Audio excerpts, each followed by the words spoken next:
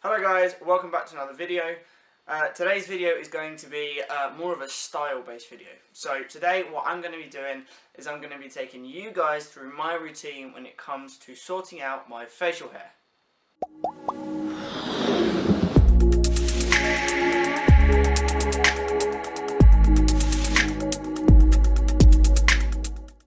Now when I do my facial hair, when I sort myself out, I have done a variety of different things in the past. I've left it grow a little bit longer, I've trimmed it right back, I've clean shaven. For me personally, a little bit shorter than what I've got currently, and I always feel like neatening it up around sort of the jawline as well, just because I feel that, I don't know, personally I prefer the smarter, more cut look to my facial hair, but we will, when I go and show you guys in a minute, obviously for those of you that don't like cutting in, I can talk to you about what you can do instead. So yeah. So there are a few implements or tools that you might want to use, and it will completely depend on what style you're aiming for. So I have used a whole variety of different things. For taking out most of the bulk and for trimming it down, I use a pair of clippers. You can get a whole range of different styles of clippers. I've recently got a new pair. At Christmas I bought a new pair from a family member, but I'll show you one that I used previously, which isn't quite as fancy or updated, but still perfectly good. Obviously, if you prefer the clean shaven look, you can get yourselves sort of reusable sort of razors. You can also get sort of the fancier razors where you buy new heads. You can get the disposable ones, and if you want to go really close to the grain, you can also get like some cutthroats and various other bits. For those of you who like a slightly longer facial hair look, either sort of a beard like this, if not longer, or if you're going for sort of a full length beard, you can get things like pomades, and you can also get oils too. So, this is before, this is after, and this is after. So as you can see, I've taken a lot of the sort of thickness and depth out of my facial hair. I've trimmed it nicely underneath, left a nice edge to it, and then I've given a good moisturiser. Right guys, so as you can see, this is the before look. I have it's not long, and underneath you can see there, but it's just a little bit messy. So let's go to the bathroom and sort it out. Right guys, so we're back, and we are in my bathroom. It might be a bit echoey in here, I do apologise. But we work with what we've got, and there's quite nice lighting in here, so I've taken this of a preference of my own suite. Anyway, so we're in my bathroom. We're going to do and go for some sort of shaving implements now.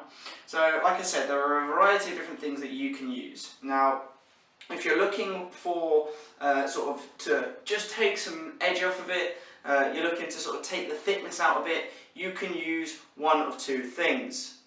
So these are the first options. Now this is my first one that I would use. This is a wall one, and the heads on it are a little bit different. So you take the little heads off, you pop them back on, and the sort of whatever filter or head that you put on it determines the length. And this is my second one. So this is my newer one. Now this one I quite like. Because first of all, you can quite happily remove the top, okay, and put it back on again, but it is electronic. So if I turn this, there is a little, I don't know if you can see it, but there is a little dial that is electronic that shines up here, and this little dial basically tells you in millimeters how wide or how tall this is going to be. So you get a much more accurate idea of the length of facial hair that you're going to be cutting it to. Okay, it also has other funky additions, so you can take this off, you can pop that up. I'm not going to blind you with it, but basically there is a laser. I don't know if you can see that on my forearm there maybe, or on my t-shirt, I don't know, but there's a little laser, so if you're trimming, it gives you an idea, it gives you a line so that when you trim, you have sort of a line to work by. I don't really use that function very much, but that is an option for you. Like I say, this one is really good. Another option, and one that I have within the last year and a half or so been using, is this. Now this is a safety razor, or a cutthroat razor. So it comes in a neat little package, or a little case thing, and then you have your razor here. Now this is a much more of a traditional razor. It has a safety blade in it, so I will just show you what that is. So you open the little thing up, this comes down, and you have an actual razor blade. Now these are incredibly sharp, but they are very cheap. You can buy these very, very cheaply. And all you do is inside of the razor opens up completely, you pop this in, you close the razor down, and you clip it all into place. Now it's called a safety razor because the real or the traditional cutthroat blades, it is literally just a metal blade, and you actually have to sharpen it on a slate.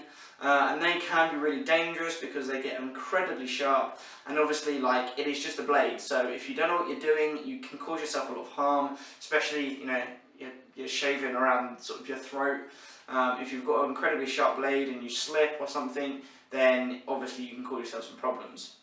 But if you're looking to play around with one of these, if you're looking to have a go with a cutthroat, get yourself one of these bad boys. This one, I don't actually know if it's a specific make, it probably is. I just got it off of Amazon or eBay.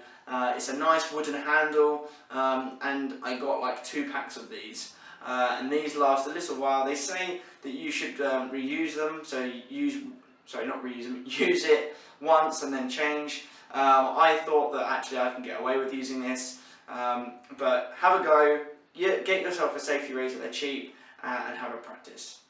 Okay guys, so if you are going to use either a cutthroat razor or indeed just a normal razor blade, there are a couple of things that you're going to want to be able to prepare yourself for shaving.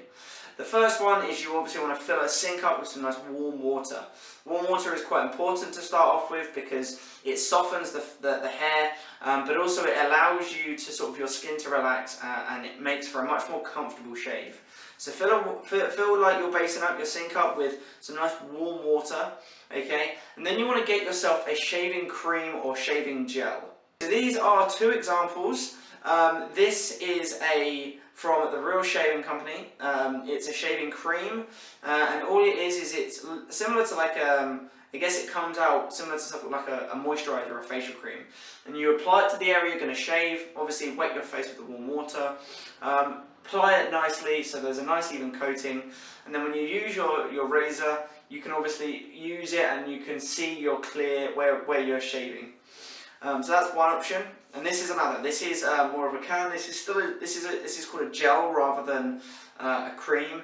And so when you pop this in your hand, it comes out like a gel. You massage it into your hand, and then you can apply it to the area that you're going to shave.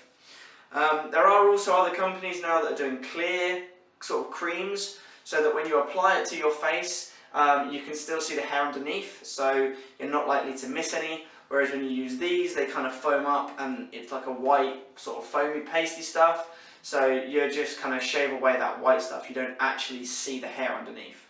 Guys, so my personal preference is to shave without a top on.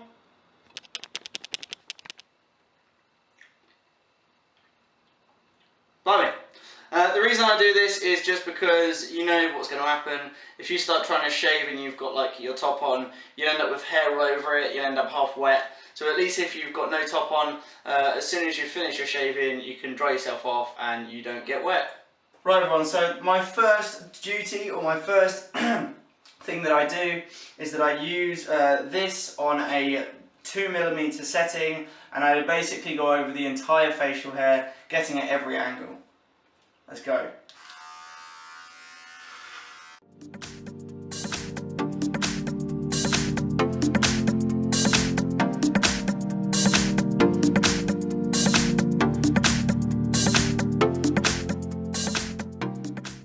So once you have done that, my suggestion, during, is look in a mirror and make sure that as you're doing it, you are really going over multiple spots over and over again. And the reason being is because you'll always get it if you just rush it or you go over one bit more than another, is that you'll miss bits and it will be all patchy. So go over it and go over it and go over it and keep going until you're completely confident that all of your facial hair is the same length, because there's nothing worse than finishing your shave, looking in the mirror a day later and realising that you've missed a big clump and you've got long hair and sticking outside your face. Not good. Once I have done that, it is now on to the trimming element of my sort of facial hair sort of system, you could say. Now when I do this, I either use one of two things. I either use this or I use this. Okay, today what I'm going to do is I'm probably going to use both just to show you how I use them. Now, a variety of people, well, I say a variety, some people will say go with the grain or with the hair, others will say go against it. Ultimately, my preference is to just go with what I feel is most comfortable. Sometimes with this kind of razor, I will literally start and I will just work my way down rather than working my way up. I just think it's better. With this, I will vary it depending on what I feel comfortable with my grip. Now, a lot of people will hold them like this and will go up. Some will hold them like this and go down. Some people use both hands. I'm not even going to bother because I will definitely cut my throat if I use my left. I'm just not very good with my left hand in that way. So I will use my right and I will mix it about. So yeah, play around with it.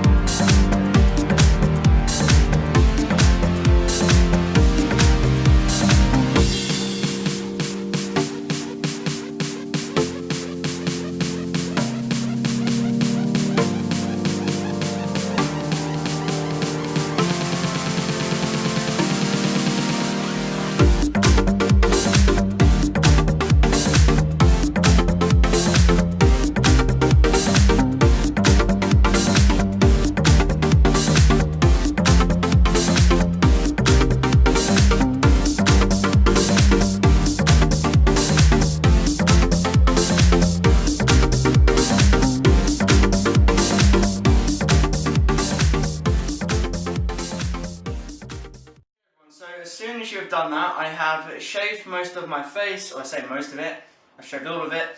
I've gone down these sides with the edging, and I've used the cut throat and the normal razor to shave and to edge it, so all of my throat is good.